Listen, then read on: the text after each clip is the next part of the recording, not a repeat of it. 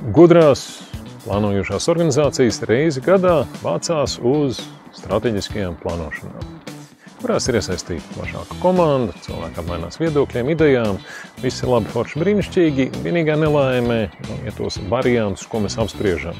Mēs mēģinām ģenerēt tajā pašā pasākumā uz vietas, tad tas mēdz būt lēni, nepārlieku organizēti un tas rezultāts pēc tam ir grūti apstrādājams.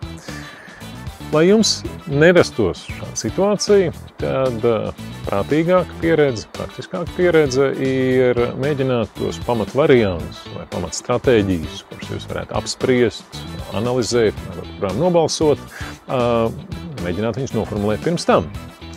Un jautājums, kā nokļūt pie šīm apspriežamajām, analizējamām versijām.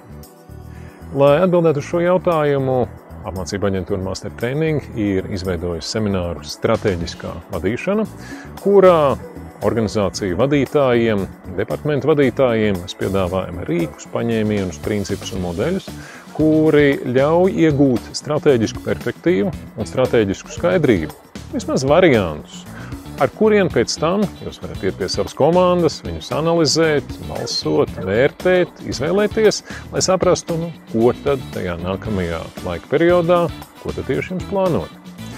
Ja arī jūs esat tādā situācijā, ka jums ir jāsagatavo strateģiskā plānošana, vai jūs nesat mierā ar to precizitāti un operativitāti, kāda jums ir bijusi iepriekšējā stratēģijas periodā, tad nāciet uz www.mastertraining.lv un piesakieties semināram Stratēģiskā vadīšana.